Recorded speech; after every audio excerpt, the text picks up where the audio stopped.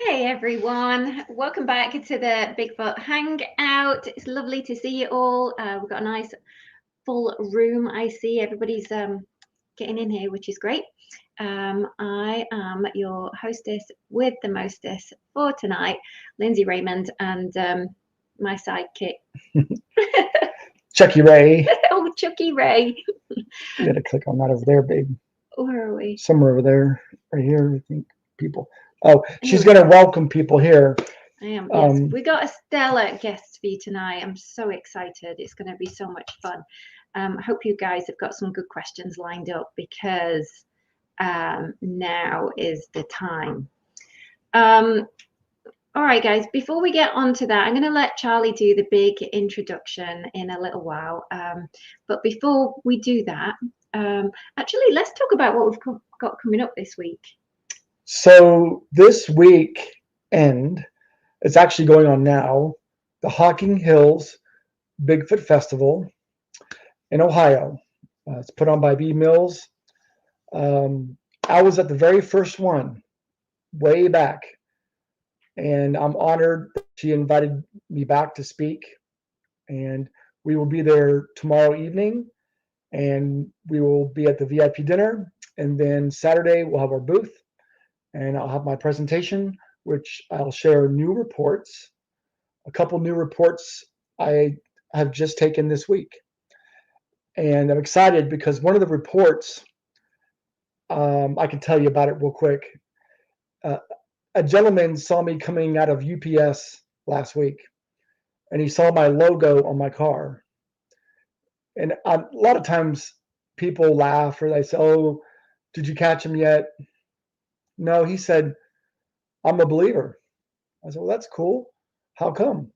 So I walked over to his truck, and he said when he was, I think, around 12 in Paintsville, Kentucky, him and a friend were riding bikes in the summer, going to their little watering hole to swim, and a storm came up, so they had to leave. And on their way back, they heard a noise up in the tree line off this logging road. And they're like, "What is that noise?" Like a smacking sound, some branches breaking. And they kept riding their bikes. And as they got to this dirt road, when the dirt road, there was a huge bird laying in the road. He said the wings looked like it went across the entire logging road. It was massive. So they rode up to it, rode around it, and sat there and looked at it. They're about 15 feet away from it. Then they heard a noise, and a Bigfoot came down out of the ridge line or off the ridge line, grabbed a tree. He can see the fingers on the tree, ran down, scooped up the bird under and put it under its arm like a football. Now looked at him just real quick, boom, and was gone. And both boys looked at each other and like, let's get out of here. And they pedaled home as quick as they could. They told his, I think it was his grandfather at the time, and he agreed that that creature has been seen up there. Well, anyway, this guy's retired. He's a veteran. He was in the Navy, and I said, "Man, I love to document the story." He said, "Sure." So Tuesday, I met him on my lunch, and I did a video interview. Coming soon to our YouTube channel. You get to see him, hear him, tell that story. He'll describe it, what he saw, because it was a daytime sighting and they were pretty close. So I'm really excited that here's another witness not afraid to come forward. Yeah, that's wonderful. So you're talking about that one up in Hocking Hills? Yeah, I'll talk about that one in my presentation, and I've got another one I recently took. I'll share that one, and I think there's a good title. I'm going to change my title to Unique Encounters, not your ordinary Bigfoot encounters. Okay. And I have some more that I'm going to throw in there. Of course, some classics I'll share.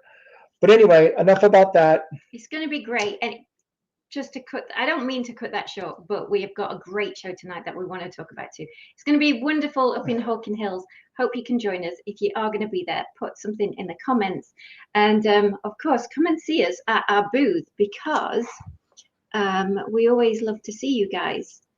Let's quickly go through who we've got in the room. And I know there's always a few people that hang back and don't say hi. Don't be shy. We know you're back there, and let's get the conversation going. That's what we're all here for. So even if you just want to say hello, come forward. But yes, I know. Okay, who have we got in the room? Jess is here. Welcome back, Jess. Good to see you. Matt's here. Hey, Matt. We're here, obviously. MH Vort. Hey, how are you? Hi, folks. It's good to see you here with us. Mary's back. Hey, Mary. As is Lane. Welcome back, Lane. And Debbie. Hey, you guys. Are you wearing your shirts tonight? That's my question. Greg's here. Welcome, Greg. Jim's back. Angela. Hey, Angela. How are you? Matt. Who have we got? Judy's here. Hey, Judy. Tracy. Stanley. Hey, Tracy. Jonas is back. Hello, Jonas. Angela. All right. I'm gonna have to cut that short. It's going on forever. Oh, Delphia's here. Hey, Delphia. Buddy Isaacs. Yeah, welcome.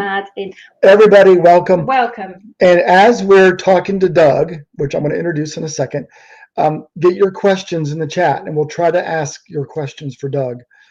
So without further ado, Doug Hajicek has been known for hundreds of documentaries, and the one that I think is his most famous, or the one that I love the most, is the MonsterQuest series. I know you guys have seen them. I wish they would bring that back. I wish Doug would bring that back. And of course, one of the best documentaries that anybody that is new to Bigfoot, I tell them, watch Sasquatch Legend Meets Science with Merriam, and Doug had written that and directed it, I think, and edited it, did the whole thing. And he's done a lot more. He's done a ton. We'll let him talk a little bit about some of the things he's done, some of his projects coming up. So without further ado, let's bring Doug on the stage. Hey, Doug. Hey, Lindsay. Hey, Charlie. Hey. Hey, Doug. Let me turn you up a little bit. Are you hearing me okay? Yeah. Yes, very good. Very good. I can put my gain up a little bit here. Yeah. You're lucky. I was about to leave. These time zone things are so fun. I know. I messed up the time zone. I gave him the wrong time. So thank you for hanging with us. No, it's no problem. It's just we got lucky. Yes, I got very lucky. I can't tell you how much we appreciate you being on. Yeah. We're going to keep it to an hour. And it's my pleasure, guys. It really is. So I'll ask a couple questions and let you talk about, after, a couple answers, whatever you want to talk about, your upcoming documentary and such, and your podcast. The couple questions I have. Number one, I know you get this. How did you get involved with primarily, Bigfoot encrypted research? Well, I think it really started when I was up at an Arctic lake called Knowlton Lake. And there I was filming a TV show for NBC. And we had some spare time. I think we had a day off, and it was me and Dan, and we were out with a guide because we wanted to go to an area called, it's some river. Oh, I can't think of it. It's terrible. But there's a little river, an Arctic river that flows into Knowlton Lake. And I had caught a 30-pound lake trout. It was a big lake trout. And I'm reeling it in. And here comes a giant fish that's trying to eat my 30-pound lake trout. And I looked at this thing, and I can describe it as like 1.5 feet wide at the head, maybe 6, 7 feet long, and he came out trying to eat my fish. And I looked at the guy and I go, "Did you see that?" And he goes, "Oh, we see those all the time." And I'm like, "What?" He goes, and we were talking. I said, "Well, a 30-pound fish can be about 150 years old, right?" How old was that fish? He said, "Oh, maybe even close to 1,000 years old." Holy smokes. And so it got my brains kind of going, whatever. And I started thinking about just, things we didn't know and animals we didn't know existed. And the guide had told me and assured me we'll never catch one of those because they're too slow, and they're even too slow to even try to get. Even if you hook it, it's all you're going to do is pull us around in the boat for days. So I started contacting other camp owners up in the Arctic and found one that said, "Oh yeah, I hooked into one and it pulled us around the lake for like 8 hours." Pulled the boat against the current up by the Coppermine River. And so anyhow, this is how it all started. I asked a fisheries expert, the guy that wrote the Time Life books on fisheries, to kind of throw my theory out, which was certain female fish will just say, "I'm not breeding," and they get out of their niche, and then they grow to enormous size and they live. It's the breeding that kills a lot of animals, right? Takes life out of them. Yes. Yeah, the waters are sterile up there. Animals. Yeah, right. Everybody. Well, humans. But the waters are very sterile, so an animal can get very old. There's like no bacteria in the water. And so I went up there with a guy named Dick Sternberg, and we built a lot of big lures and whatnot. And we went up to a lake. He wanted to go to Selwyn Lake. So we went up there and had all this equipment. My goal was to try to film one of these giant cryptid fish, right?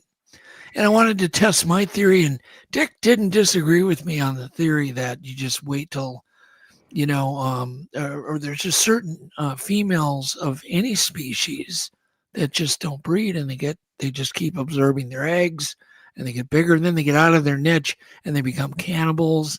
They figure out other ways to eat food. But so we're out there, we're filming, and at about midday we hooked into a really gigantic fish on a very large lure that was probably about longer than my screen is wide. Jeez. And we fought it for a long time. And then all of a sudden the line went slack, and we pulled up about a 48-inch skeleton, just a skeleton of a fish, 48 inches long, completely intact. And we're both looking at each other all puzzled. We're like, well, yeah, how do you pull out a skeleton? Right. I mean, where did this come from? Well, what's going on? Because we were just fighting a fish. And then it hit us. What we had done is hooked a giant trout, and it had gotten swallowed, and we hooked the stomach contents. And then it was partially digested, and the bones became soft. And so we just pulled out this giant trout skeleton. So it was shortly after that I had to pee. And we decided to go to shore because it was really rough and really windy. So we went to shore, and on the shore were footprints, big humanoid footprints. They weren't bear prints. I had already done a lot of bear research, and I knew what a double step track was. And so we see these footprints, and they're coming out of the water, which was a little odd, meaning something swam or was waiting in the water. Might have been hunting, but it came out into beautiful beach sand, very much like the Caribbean up in the Arctic. There's all these sand eskers and dunes, and so it was like a big sand dune coming out of the water. Footprints were crystal clear. And so, of course, we start following them. They became pea gravel. And that's when I asked Rick, I said, can you jump off this? He's a big guy. I said, can you jump off this rock so we can measure, the depth? because we're still not really thinking Bigfoot. I mean, that was in my part of my career. I'd been doing a lot of weird wildlife research, but just Bigfoot, just I don't know what it was. It's like it just had a blank, you know. But I am starting to think that, which is why I asked him. I'm curious. So he jumps off the rock, doesn't even leave a dent in the pea gravel, and yet there's a track right next to it that's really deep. And it was drizzling when he jumped off, so the ground was a little bit wet. We determined that tracks are pretty fresh. So we just kept following. Then it went into kind of a little mossy area. The footprints were there, clear in the moss. And there was a big tree, which up there is a big tree. It's about 8 foot tall, 7 foot. I didn't measure it, but they're spindly, you know, black spruce. It's right on that kind of the tree line where trees don't grow anymore. And there was a footprint right in front of the trunk, and then one directly behind the trunk, which means it stepped over the tree. And that's when the guy, I think it was everybody that was with me goes, we need to leave now. And it kind of hit, you know, I mean, that really, there was no other way around it. It had stepped over that tree, over the top, and we're looking up at the tree going, oh boy. And so and they wanted to leave, and I'm like, no. I said, I'm the camera guy. We're gonna keep walking. And so we follow the tracks through this just maybe 20 trees, not many trees there. And then we get out to a rolling tundra of moss. And there you can see those tracks going in a straight line off into the horizon, like into the horizon in the moss. Or the tundra, whatever you want to call it. And so I did a story. I filmed. Rick was a journalist. Had Rick do a stand-up about the mysteries of the North. I told him, I said, well, maybe I can license the Patterson footage. We can put it in the news packet. And so that's what I did. And we came back and we ran a story on the footprint finds. And I was hooked. I just wanted answers. I sent a tape of all the footage to Peter Byrne and did hear back, just kind of a real short little letter. I never got my tape back. And then at that point, decided I wanted to get my tapes back from the news channel. And they had recycled all my original tapes. Oh my God. And I just, you know, it started hitting me because when he said, he didn't say much, but he did say there were some sightings in that area in the 1800s that he knew of. It was like I said, there's no people up there. I mean, there's not even any, there was no natives up there. The natives had long abandoned that area.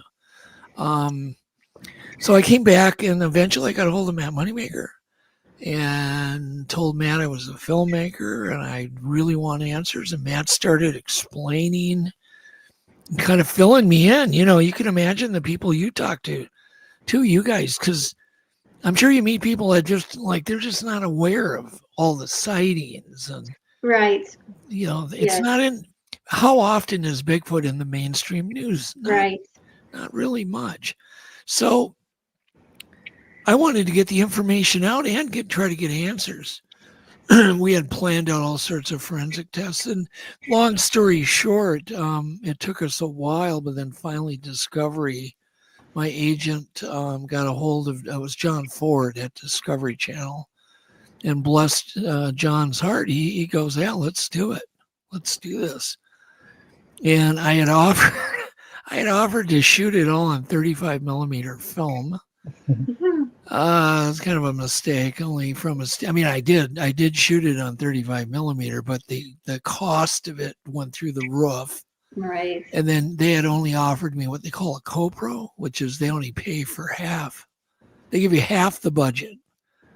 And you have to, and they know when you submit a budget, whether they're going to give you half, because they have a lot of filmmakers on staff and they look at everything and they go, yep, we'll give them half. And they know that I've got to come up with the other half of the money. And that's what I did. I borrowed money. I was like $160,000 I borrowed, finished the film, and you obviously saw it at some point. And then we recently just got it paid off. Oh, wow. Yeah. Really? It was funny because there was some guy in chat last night going, "Oh, you just do it for the money," and I'm thinking, nah, no, we didn't do it for the money. We did it because Matt and I wanted answers. We wanted forensic answers. We really, and Matt, still bless his heart, that's his main goal. It really is. Get the information out there. Yeah. Let people know these things are real, and they're in a lot of states. Right. And they're like everywhere there's woods, water, and hills. They're not like it isn't like one animal walking around. It's a living, breathing population of what we do not know. Right. So that's how I got interested. It's a fascinating story. I mean, I could have listened to that. You could have gone on and on and on. It was wonderful. I'm happy to. No, I'm just joking. But that's in a nutshell.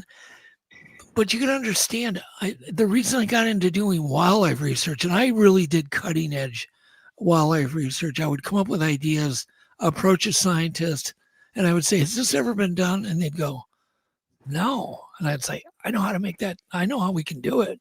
And I'd get them excited, and we would do these scientific things that we would do. Crazy things like putting a camera in a wild beaver lodge to document its family's life. It took us just that one idea. It took me 3 years to chisel through a beaver lodge in the wintertime because I couldn't do it in the summer because it would scare them away.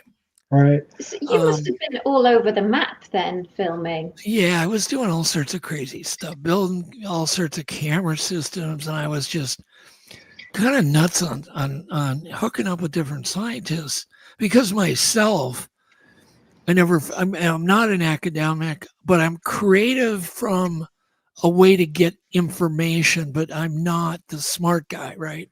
I'm the dumb guy who wants to partner with the smart guy. But it was a good combination because I was coming up with creative ideas they had never thought of. But you know why they didn't think of them? Because they were too smart. Right. Sometimes all it takes is flair, a bit of an adventurous spirit. Yeah. A desire, and there's no limit. You can just keep going. So, I'm sorry. No, you go ahead. I was just going to say a real short thing. I'm always interested in exploring what we cannot see. Yeah. Right. That was just somehow instilled in me. Like what's under, I think it started with my grandfather. I would go up to right on the Canadian border up to Cabotogama Lake. My grandfather had a beautiful little cabin up there, and I would join him for the summer, and I would fish. And Cabotogama water is really murky. It's clean water, but it's stained with this tannic acid, and it's very murky. You can't see a foot in that water. And then the water was deep. And so I remember always lowering putting my bobber in, lowering my line, and never knowing what was going on down there. And then we'd get a bite. Maybe after waiting for 4 hours, you'd get a bite, and your bobber would go down into the inky depths. And you had no idea, was it a pike or a walleye or what it was, or was it huge, or was it little? You didn't know. And so that, I think, is what sparked my imagination to go after different dimensions. So that's one of my favorite things about fishing too. Yeah, right. You don't know what you're going to catch. Right. So Charlie, I interrupted you, Charlie. I'm sorry. Oh no, don't worry. I don't want to talk much. I want to hear more from you.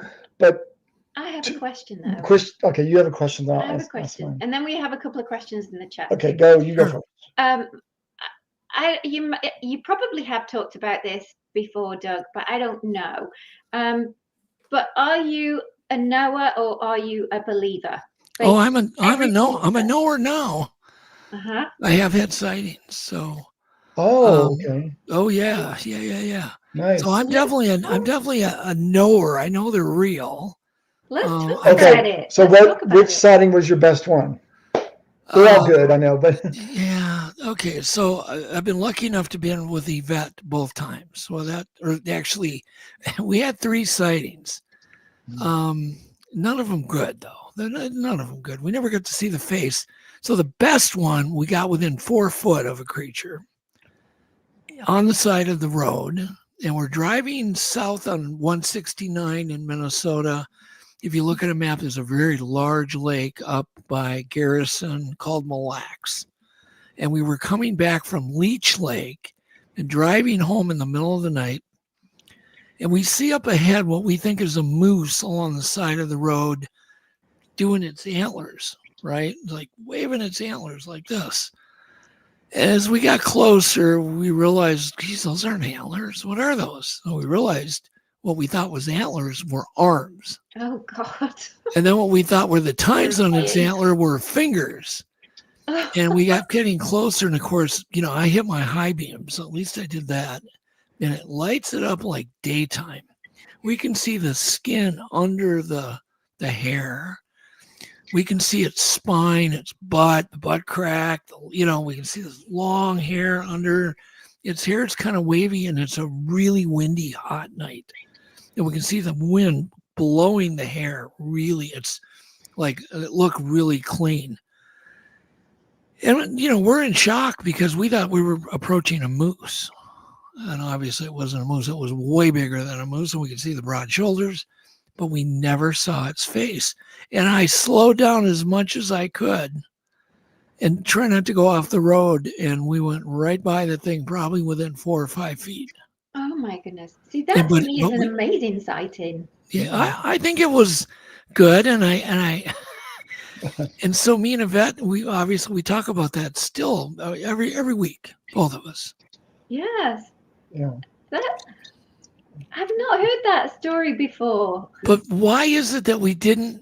Well, there's not really a shoulder there. I mean, I know the exact spot, and it made sense where it was. It was right in us.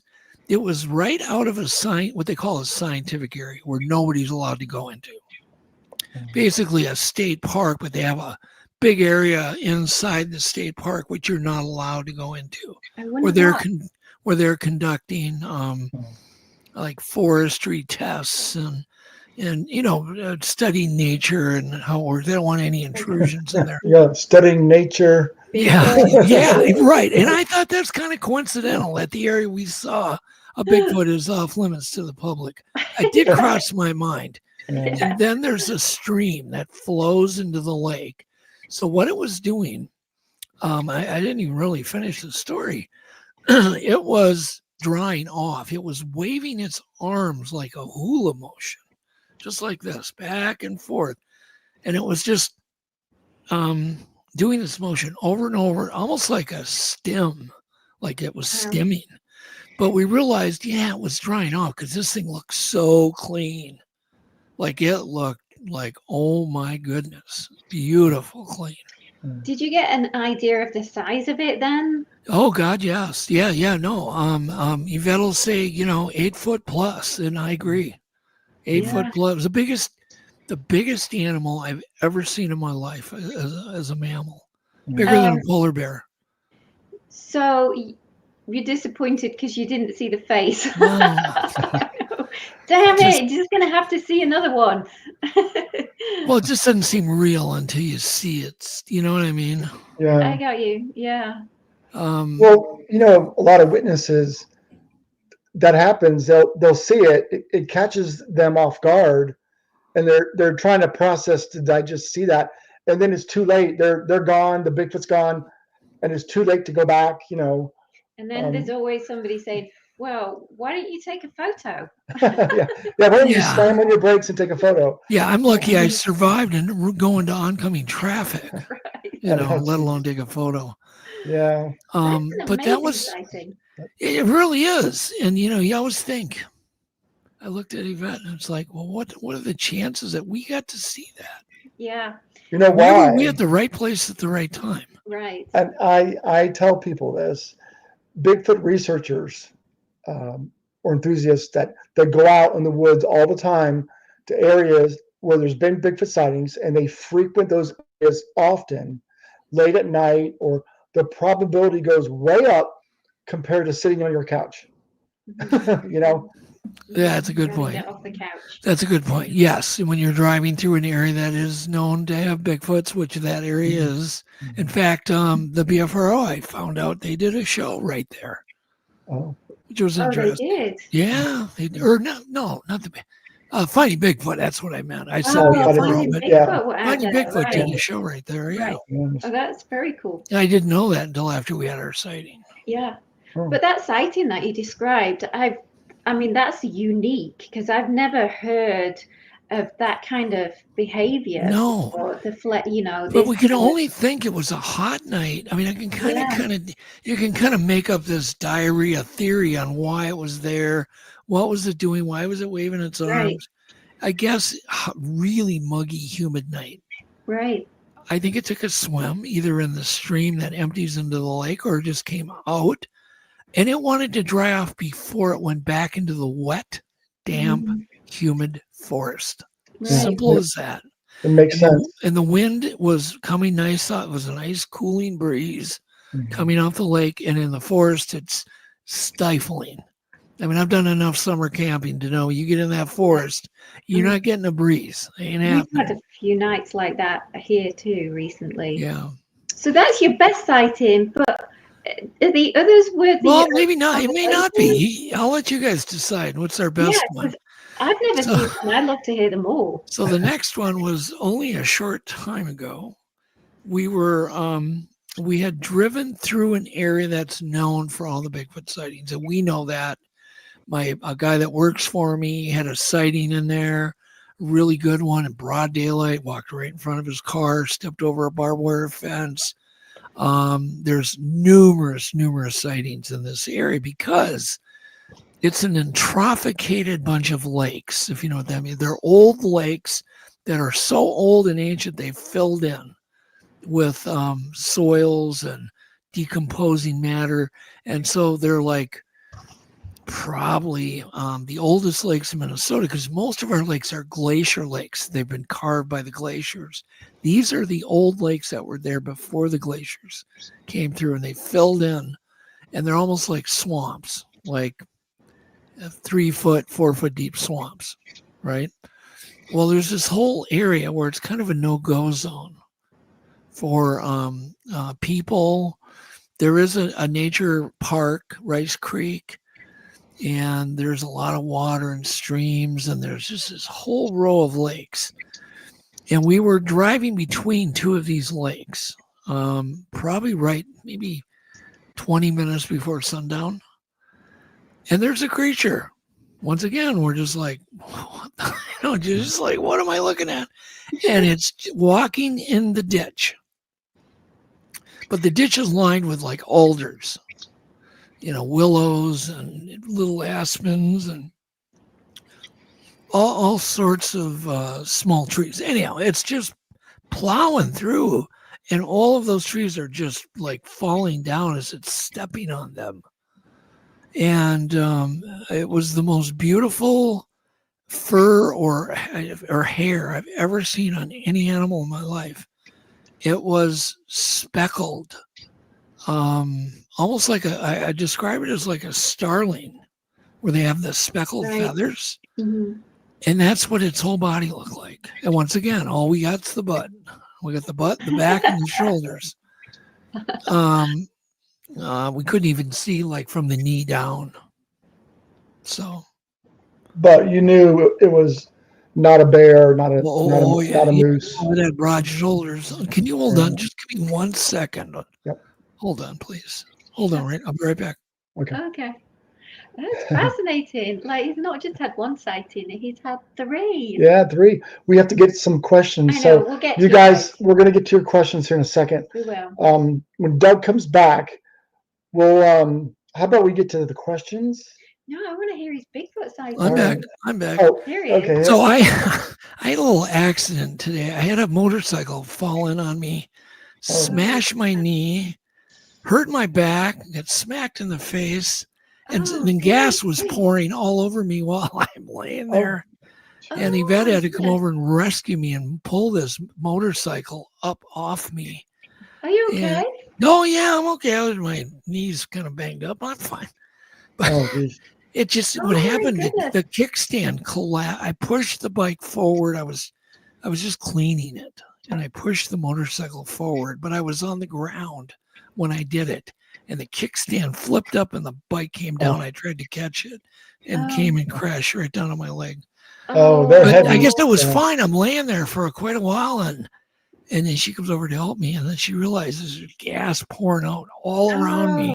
That could have done all And there's kinds of power cords and a fan blowing. I'm like, ooh, this is not good. So I had super strength, and I get up, and we got the bike standing up, so I quit leaking. So that was my evening. Oh Gosh. my goodness.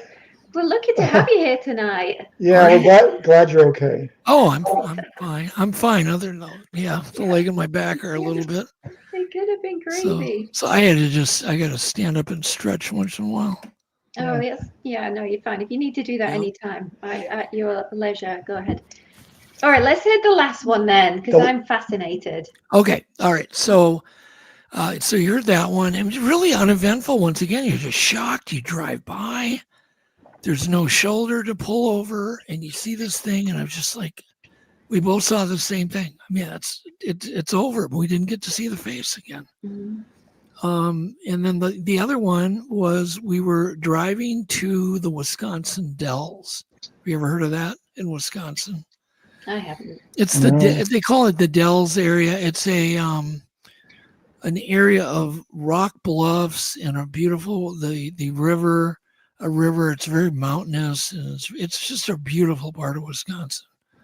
A lot of limestone, and we were driving on 94, and we're just our heads on a swivel all the time, and we see what looks like a teepee at the side of the road, right behind the barbed wire fence, like just a bunch of logs piled up, right in a teepee formation.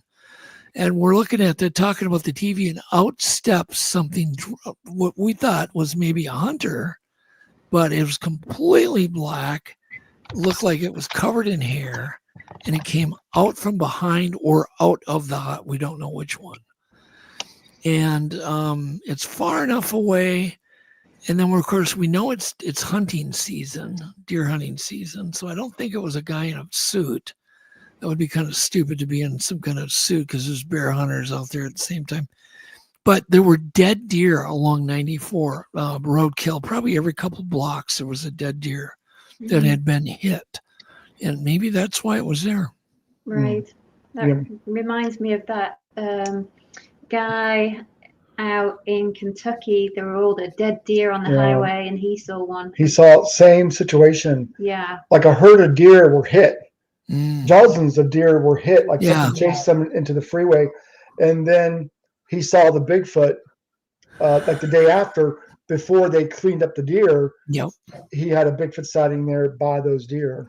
Well, 9094 is a big trucking route, and there's just so many dead deer in that one location because the deer herds are thick and so much semi-truck activity. So the semi-trucks just, they just keep on it going. And so it's like a buffet for any animal. Wow. So, that one was, still in that gray area. Was it a Bigfoot? Was it a guy in some kind of suit? I just doubt. Like, what?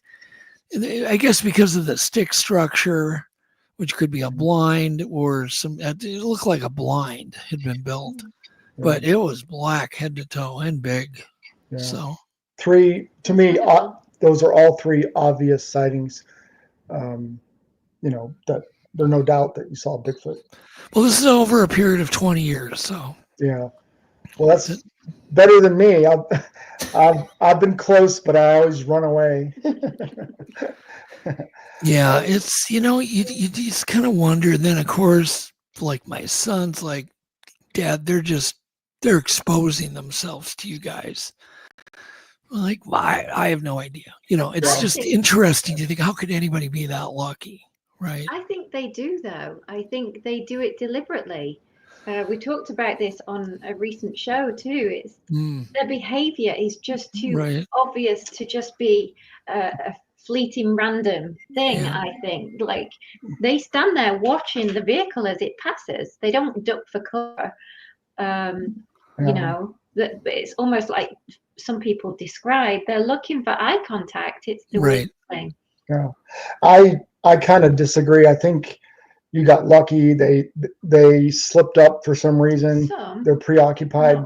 Well, they were all in good areas. They're all in areas. There's been multiple sightings. Actually, one of our Yeah. authors, Right. he was asking me about my sighting, and I told him about one. He goes, "That's exactly where I had mine." Yeah. Yeah. And I'm Yeah. like, "Okay, makes sense, I guess." So we're going to switch gears to MonsterQuest. Yeah. And a lot of us are fans. And we have a question here from Jim Dodge. Oh, did I just go past Yeah, it? it's right there. Here it is, Jim. Yep. Doug, do you have a personal favorite episode of a series or documentary that you were a part of? Well, I mean, my favorite, I guess, is always going to be the giant squid because of the massive discovery we made. Yes, that's amazing. Not that it's my favorite, show based on the way it was shot or, any of those kinds of things. But the fact it worked out, it was a long shot. A lot of planning went into it, a lot of steps, a lot of wishes, prayers, a lot of eye rolls at me. Like when I pitched it to this History Channel on that episode, I didn't see it, but then after the show was over and we ended up getting what we wanted, I heard there was a lot of eye rolling while I was doing the pitch. They were thinking, okay, yeah, you're going to catch a really big squid, then you're going to put a camera on that, and then you're going to send that one down 1,000 feet with a camera. Blah, blah, blah. It's a lot of steps. And, but it worked. Yeah. But what's interesting, History. That was like 20 years ago and no one's duplicated it. I'm Right. like, will it be the next Patterson footage? Yeah, we got to catch a Bigfoot first. What I mean is, Bob thought they could just go out there and get more too. Right. And so I went out there too, thinking we went back out and thought we could we'll do even better. We'll get another chunk of better footage. Didn't happen. And others have tried using my same method and failed. Yeah. And we just, once again, we got lucky. It was the perfect location. The right animal was below, just everything worked out. Keep trying. Yeah. Well, no, I'm not trying on the squid anymore. We're done. But others have tried to do that. Just duplicate it. And it's been 20 years and no one's been able to. Maybe it'll be another 50 years and they won't be able to. Yeah, I saw. I meant keep trying in general for Bigfoot. For others, yeah. Like, don't give up. I know people get discouraged. I won't. No, that's not me. Tree knocks. They don't hear whoops. Keep going. The more you do it, the more chances you're going to have. Of hearing or seeing something you cannot explain. No, I am not giving up. That's not me until I'm, dead. I'll keep trying. We just keep coming up with more ideas and things to try. And I tell everybody, it's going to be a multi-step process. If anybody gets good footage, the more steps, the better. I remember how many steps it took us to do the giant squid. It was maybe 100, very complex hurdles we had to get over. I think the Bigfoot thing will be the same. I know Roger and Bob went through hundreds of steps to end up in that same place. The right camera that you just pull the trigger and go, and all the practice that Roger did with that camera to get it out of his saddlebag over and over and over, days of practicing that, and then all John Green telling him where to go, and just things like that don't generally happen by accident. Then the perfect storm with the the big stump or the big log jam and the creature and the noisy stream, and they're on horseback, and it's just everything was perfect. All the stars aligned. Right. The perfect storm. Yeah. Quick question before we move on to another one in the chat. This is one from me. Do you think that Bigfoot will ever be disclosed on a television documentary? Do you think the powers that be would ever allow that to happen? Maybe not. I'm starting to think a little more and more they wouldn't. But I don't know. I don't really know. There's always indications of meddling. And I probably wouldn't want to discuss any of that here. But I do see signs of even meddling, right now going on with things. Of things being hidden? No, just meddling. It's kind of hard to explain, but I know, and I don't want to get into it, but here in Kentucky, it was, there's 3 Bigfoot. It's a long story, the Erickson project. It started with some legit footage that went astray. The DNA went astray. Some of the faking of the footage went astray. But initially, there was some good footage. And then I know, because I've spoken to a lot of people involved with that, lawyers got involved. Of course, the DNA fell through. The whole thing fell through. Yeah. I was hopeful that would have made it to Discovery or History or somewhere, but it didn't. Have you ever captured a piece of evidence or footage that you wanted to share with the world but had to withhold? No, I wouldn't say that necessarily. But then again, I may not want to tell you. No, there's been nothing worthwhile. My goal is to get just enough other data to raise the bar. There's a lot of things that we can do to raise the bar. We're raising the bar right now, just discussing it. Right. There'll be people that didn't know anything about Bigfoot. They're going to stumble upon this. Right. And they're going to watch it, and they're going to be a little more educated than they were. Yes, amen. And amen. And that's all we can ever do is just keep pumping the bar up. But I do think a big media production that's done that actually has science in it, in multiple different types of science, will, when it gets out to the public, there'll be a lot of strangers that watch it that are not in this field that will see Legend Meets Science too, and it will raise the bar again. But how much, I don't know. I'll do it as high as I can. Let's talk about that in 1 second. I want to talk about the second. Oh yeah, the sequel. Yeah. So Angela wants to know, she's in film school. Okay. What advice do you give her? She wants to make documentaries about nature and Bigfoot. Okay. Advice, don't go to school. Just hook up with people that know what they're doing. But don't waste your time going to school. If you've already gone through film school, fine. Everybody I know that seems like that goes to film school it just seems like there's nothing ever that happens out of it than other than just being a day rate camera guy or a day rate camera person or a grip, or you know what I mean? They're never really doing their own thing. And so you just want to intern with people. Yeah. You want to be with people. It's who you know. It's all I have a who great you know. idea too. Angela knows us. She lives near us. Okay. So Angela, maybe we need to work on a documentary. There you go. There you go. See? Yeah. And it really, you need a good idea and a lot of passion, like tons of passion. So we're going to go back one more question, and we'll talk about Legend Meets Science too. Matt wants to know the footprints that you first saw. Do you remember the size or the stride length? Yeah, they were like 16. We didn't have a tape measure with us, so we just kind of used some junk in our pockets and tackle box. It's all kind of easy to know at 16. It's bigger than a foot, right? We all know about what 12 inches is. So about 16 inches, and the stride was bigger than what we could accomplish. Quite a bit. Right, it stepped over a large tree. Yeah, it stepped over the top. Yeah, we couldn't accomplish the stride. No way, no. And they were in a straight line too, which from all the people I've talked to that seem to be in the know, they're like, well, when they start making straight line tracks, that's when they're really on the move to go from point A to point B. They're not messing around. Right, that's true. Yeah. So Legend Meets Science 2. Can you tell us a little bit about it? Yeah, sure.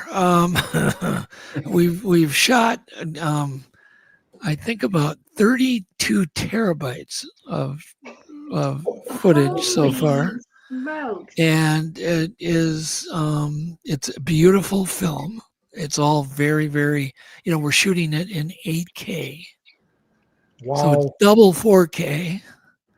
I've never even heard of 8K. Wow. Yeah, it's being all shot in 8K with like Monstro cameras and really expensive lenses and just nice camera gear. Really nice. So it's very cinematic. We've got up to 24 new categories of evidence that we're looking at. And I don't give away too much what they are because I don't want the meddling. Right. You know, I don't want people trying to debunk it before I even release the film. You know what I mean? Right. We, Right. it's just one of those things that my goal is to raise the bar. There won't probably be, there's not going to be like footage in it of the best Bigfoot in the world, although we are trying. Mhm. We are trying. We've got some projects that we're working on, and we are trying. So With- filming isn't We over. had a hit on some basic bait tonight that took a I can never think of the name, those tracking chips, GPS chips, Mhm. and it took it. And there's a guy right now as we speak on an ATV trying to run it down. Oh, wow. Right now, yeah. Oh, that's exciting. So those are the So we're all working on it, and we've got some really cool stuff coming down. But are we? You know, am I going to say, oh yeah, we're going to get the footage? We've gotten some amazing things on film already that are pretty amazing with a lot of Right. witnesses. But you know, I'm not going to promise anything. But Yeah. I know the film will be good. You know, if you course. enjoyed MonsterQuest. Mhm. And then you take something far more focused than a MonsterQuest and give me a little extra time. I think people will. I'm trying to make it my best work I've ever done. Well, that's hard to do because everything else is incredible. Yeah, thank you. Polished, thought out, very scientific. Now you have all this material. Can you do a 3 and a 4? Sure, I will if I feel there's a need Mhm. and people want more. I'm even interested in bringing back like a MonsterQuest type Yeah. show Yeah. again because all my old crew, I can get them. They've all said they'd love to come back. Right. You need that whoever narrated that. You need him, his voice. Yeah, unfortunately, he's passed on. Oh, that's too bad. Yeah, he was an amazing guy, and when we found him, he was like one in a jillion. It was supposed to happen, and he did just such an amazing job. I not only liked him as a person, but he was just really good at what he did. AI can do amazing things. You could always bring him back to life. With his, now there's creepy. Voice cloning and legacy. things. Well, you could do that. You could take his voice from previous episodes, and that's really creepy, though. Yeah. Well, I haven't approached Stacy Keach narrated #1, and we became pretty good friends. And I haven't asked Stacy whether he wants to do Legend Meets Science too, but that would be kind of cool to have that consistency. Yeah, I agree.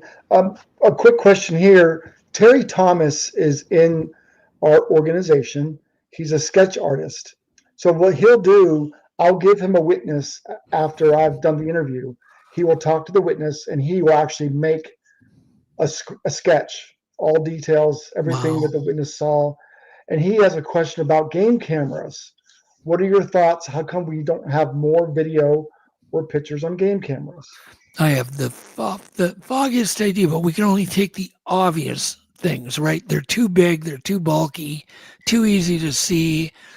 Maybe they see in UV and the plastic glows for them a little bit, or the passive sensor is kind of a white, milky plastic that might glow blue to them. It just could be that, or it could be something more sinister where they just sense the electronics. They're supernatural, they're paranormal, they're angelic, they're this, they're that. I mean, come on, we could come up with 1,000 reasons. Or it's a big, it's a big area, and if I put something in your living room, you might notice it too. So we can just go down that road. That's kind of the one I'm sticking to. Right. They're big, they're bulky. Most people don't take enough steps. Right. And then they come in and they're noisy, and you know what I mean? They're talking and they're hanging stuff up. It's why, like on my tech breakdown last night, I talked about little cameras that, 1/4-inch diameter that you can hide really, really well. I think we need to all work on those things first. So I don't recommend the standard camera trap, but a standard one's better than nothing. Right. You're at least gonna learn what animals are using that area. Yeah, which is always fun to go through your game camera Absolutely. footage. We love doing that. And we put them out anyway. Yeah. We do try to hide them the best we can, but Yeah. I always say we might catch one on a bad day. Right. Right. Exactly. There's no perfect ever situation. It could be the day they stepped on a thorn and they're not looking up. Right. Yeah. Or it's mating season and they're more interested in that than, you know what I mean? Right. We just don't know. What I do know is that every creature's got flaws. Yeah. They all have flaws. I don't care what you think Bigfoot is. It's going to have flaws. Right. Yeah. I don't think anything exists without flaws, without weaknesses. Yeah, and there's some video out there now. There's some pictures out there. But I tell people this all the time. We can get the best video now. People are not going to be satisfied. It's going to take a body, and I don't want to kill one. No. But I really think it's going to take a body at this point. Yeah, but if we had a good bit of blood, that would help. That's things like that. We can get a full genome. Yeah. It's certainly all we need to do is raise the bar enough to get other scientists and get some grants, where some actual grants can come in, Right. where we have a chance. Like, we're working on, I posted on Project Longview with Eric. And I really think slopes of mountains are their weakest spot because the forests are thin there. They're revealed to you. I mean, they're going up and the trees are thinner. It's almost like being above the canopy, only they're angled and they're thinner on the slopes, especially out west. And then if you can do a vehicle and a camera system really far away, a mile and a half, they shouldn't give a damn about you because you're a mile and a half away, but you need the correct equipment to be able to zoom in and have AI help us hunt. And you need to stay there for days at a time and just shut the hell up and just sit there. And hopefully you're in the right place at the wrong time because it seems like they're built to climb up and down hills. Right. Does that anything? I mean, isn't that something you hear too? Like they walked up the hill or up the mountain slope really quick. Yes, those big, powerful legs. Yep. Their mid-tarsal break in their foot. It's like a shock absorber. It can navigate the terrain much more easily than we can. Right. It's like nothing for them. Well, okay. Well, if you take the fact that they're built that way, then why are they built that way? Oh, to climb up hills. Well, why not do the surveillance on the sides of hills from far away? Right. Because I can't imagine anything detecting a camera that's a mile away.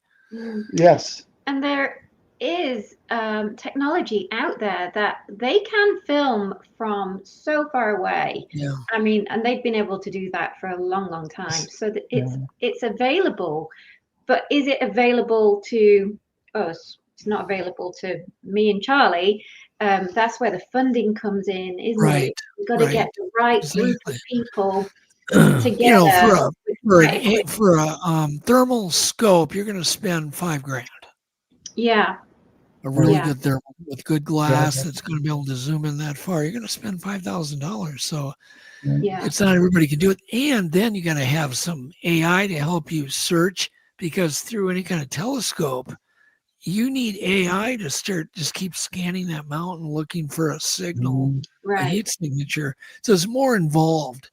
You could get lucky with a thermal scope, but the chances are slim that you're ever going to spot anything. But with AI and combination and the right vehicle that you can just that's soundproofed and insulated, I think I really recommend everybody to go look at Project Longview on my Facebook page.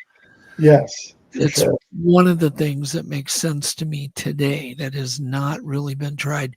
I got the idea always of mountain surveillance because I saw it first, Jeff Meldrum doing it. It was at the Seattle River in Washington. And when we arrived to join him, he had two men that were glassing this mountainside. It's a beautiful mountainside, and they were just glassing, looking for a creature, traversing and using that mountainside. And I told Jeff, I go, that's brilliant. Yeah, Mm. yeah. It's a good And idea.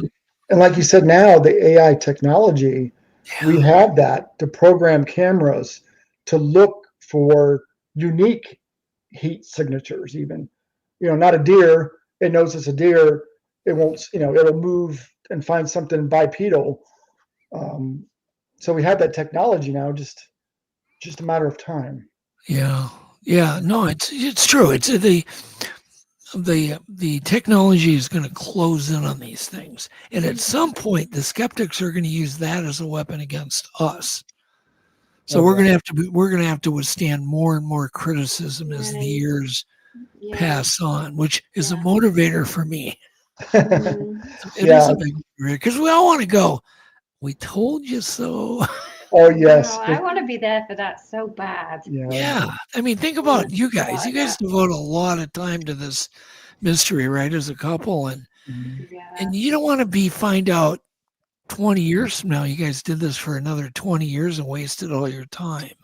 You want to prove to the world, just to say, hey, we're not nuts. We didn't waste time. Doug, tell us about how people can find you. I know you've got Untold Radio. You can find me under a motorcycle. You can just, Facebook is the best way to get a hold of me. Yeah, I would say Facebook or Untold Radio AM on Wednesdays. We got to get you guys back on again.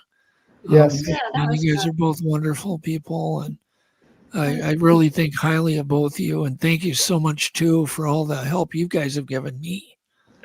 We would love to. And I want to talk to you guys about. I would love to include you guys in Legend Meet Science. Oh yeah, I'm working on her. Okay. It would be an honor. And I will tell you this. I won't say what it is. It's regarding that. I have somebody that sent me some pictures of what she was looking at. Yeah. And I'll be happy to put him in touch with you. Fingerprints. Well, the cat's out of the bag. Well, anyway, I can have him send you those. Good. And he just recently sent me them. They look large. Yeah. One looks like a palm. One looks like fingers. Yeah. Anyway, and have you looked at them, Lindsay? I haven't seen them yet. I just received them like a day ago. Oh, okay. Well, show Lindsay too. Yeah. So. Yeah. So I'd like to love to have a nice conversation with you guys about a bunch of mundane things. But if we could do that in the next week, that'd be great. Okay. Yeah. We look forward to that. We want to thank you. I know you're sore. Yes, we'll get you off of here. Yeah, I've been in better shape. I'm like, oh, what's my leg gonna feel like tomorrow? And I'm like, worse. It just crushed thank God didn't rip my kneecap off. It just crushed the bone on the side of my leg like it's crushed. Ice, salt bath. Ibuprofen ice. Just stay on that ibuprofen every 4 to 6 hours. I'll be fine. I'll be fine. I've been through worse. Oh God, have I ever been through worse? It's nothing to me, but it's just a little stiff. I'm getting older, and my back is like, yeah. But anyhow, I just love you guys. I think the world of you guys, and I love the videos and the documentation that you're doing with witnesses. It's so important. What you're doing. Thank you. It is. We're glad you appreciate it, and other people do. People like to look at the witness, like to look in their eyes, see their emotion, see the sincerity. It's much better than typing it like I used to do. So now people are not afraid to go on camera, which is wonderful. So. Have you do you find like new people too that have not reported it anywhere? Yes, I'm getting more of those. So Doug, I'm getting people that have seen them 20 years ago that are now coming forward because of MonsterQuest and your Legend Meet Science, and because of the TV shows and the academics. They're not afraid to come forward now. If that's the only thing that happens out of a documentary, that's a good thing. It is. It's wonderful to get them to tell their stories, because I tell people witnesses tell us what they look like, where they live, and how they behave. Yeah. Could you And then, imagine if everybody stepped forward all in one day that have never told a soul, or just, their wife, but that's it? Oh, I think it would be just so overwhelming. It That'd would be be, quite the day. yeah. So I think and we're it, only getting 1 to 10% of the reports, somewhere in between 1 and 10%.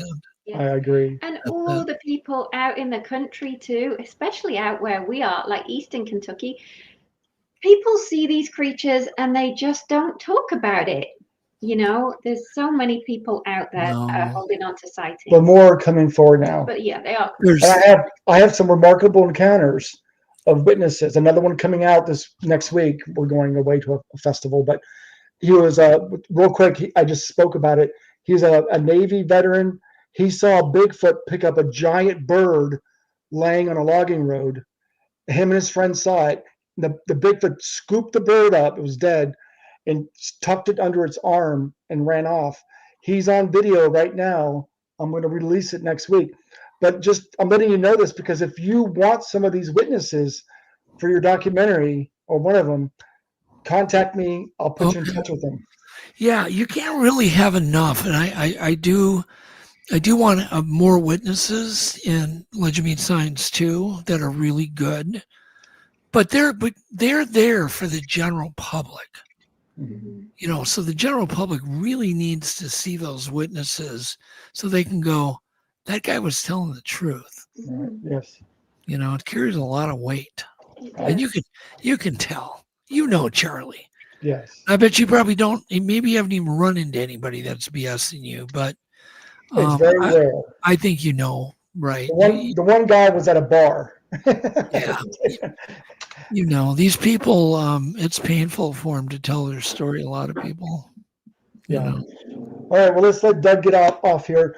Thank you again, Doug, so much. Thank you. Enjoy, heal up, and we will be in touch. I'm good. All right. Thanks, guys. Bye, Lindsay.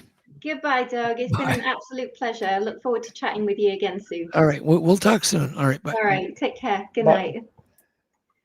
All right, guys. Hey, guys, we're going to stay here for a minute. We're just going to stay for a minute. But hold on. What?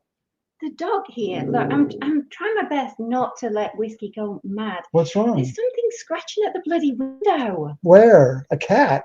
I don't know. Go look. There might be a Bigfoot right now. Hold on. This is going to look. I'm going to show you. Watch. Something's at our window. Hold on.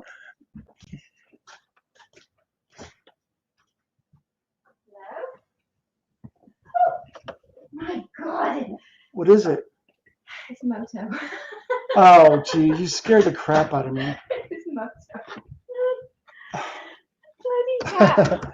Cat. Like, we're trying to say goodbye to Doug, and the bloody cat, Whiskey's going mad, and all I can hear is this screech on the window. I'm like, what the hell? Anyway, okay, it's just a cat. Just a cat. Yeah. Well, we hope you guys enjoyed that episode with Doug. We're very appreciative of him coming on. Yeah. And thank you for your questions, guys. Sorry we couldn't get to all the questions. I was trying to let him just share as much as he could. We got to hear his sightings, which was a treat. I had no idea that he had 3, let alone 1 sighting. Right. I never knew that. And that one where it's waving its arms about, I mean, guys, I hope you heard that, because that was a fantastic story. I don't know how many times he's told that before, but I've never heard it. Yeah. So that was a treat for us. That was wonderful. But you guys asked some great questions, so thank you for that. And I know the chat has been wild. Like, there's been lots of stuff going on in here. It's been hard for me to keep up. We did get a very kind donation from, here we go, Kenny. Thank you, Kenny. Thank you, Kenny. Very kind of you. Helps keep the lights on. Keeps the lights on, keeps the research going. But yeah, it's been a good show. So I hope you guys enjoyed it too. And I'm super excited to watch Legend Meets Science 2. We didn't ask him when it's coming out. I wanted to ask him when. We're still filming it. Did you hear how many terabytes of? That's crazy. The amount. Well, they're larger files too. They're not. did he say 9 kilo? I don't know. 9K, 8K, I don't know. 8K maybe. I don't know. But anyway, It's got me wanting to go back and watch MonsterQuest because those shows are timeless too. Like you can go and put them on and do a complete marathon and just watch MonsterQuest all day, all night. I could easily do that. It's got me so tempted to go and put that back on. But it was great.